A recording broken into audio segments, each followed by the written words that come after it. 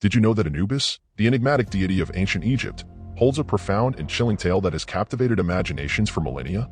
As the guardian of the underworld and the overseer of mummification, his story weaves a tapestry of mystery, death, and the eternal quest for the afterlife.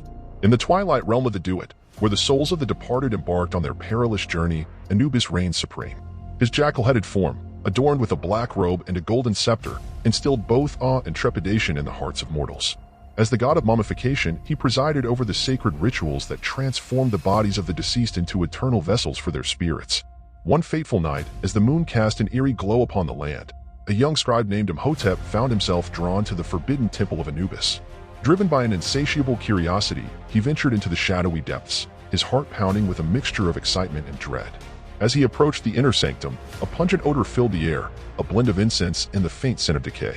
Imhotep's eyes widened in horror as he beheld the gruesome sight of mummified bodies suspended from the walls. Their withered faces bore expressions of both agony and resignation, as if they had witnessed the horrors of the afterlife firsthand. Undeterred, Imhotep pressed on, his footsteps echoing through the desolate corridors. Suddenly, a deep, guttural voice boomed from the darkness, sending shivers down his spine. "Who dares to trespass upon my sacred domain?" Frozen in fear, Imhotep turned to face the source of the voice. There, standing before him, was Anubis himself, his jackal head towering over him. His eyes glowed with an otherworldly intensity, and his voice carried the weight of centuries. "I am Imhotep, a humble scribe," stammered Imhotep, his voice trembling. "I have come to seek knowledge of the afterlife." Anubis regarded Imhotep with a mixture of amusement and pity.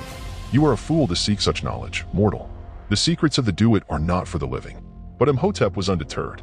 "I am prepared to face whatever dangers lie ahead," he declared. "I will not rest until I know what awaits us beyond the veil of death." Anubis sighed, a sound that seemed to echo through the ages. "Very well," he said. "But be warned, the path you tread is fraught with peril. Many have sought the secrets of the afterlife, and few have returned unscathed." With a wave of his scepter, Anubis opened a portal into the Duat. A swirling vortex of darkness appeared before Imhotep, beckoning him into the unknown. Without hesitation, he stepped through, his heart pounding with anticipation and trepidation. As Imhotep descended into the depths of the underworld, he witnessed scenes that defied all reason. The souls of the dead wandered aimlessly, their faces etched with despair and longing. Demons lurked in the shadows, their eyes gleaming with malevolence. And at the very heart of the Duat, Imhotep beheld the weighing of the heart, where the souls of the deceased were judged by the gods. One by one, the souls approached the scales of justice, their hearts placed upon one side and the feather of Ma'at, the goddess of truth and order, upon the other. If the heart was heavier than the feather, it was devoured by the monstrous Ammit, condemning the soul to eternal torment. But if the heart was lighter, the soul was granted passage to the field of reeds, a paradise where they could live in eternal bliss. Imhotep watched in horror as countless souls were condemned to a fate worse than death. He saw the innocent punished and the wicked rewarded, and he began to question the very nature of justice. As he witnessed the horrors of the Duat, Imhotep's faith in the gods began to waver.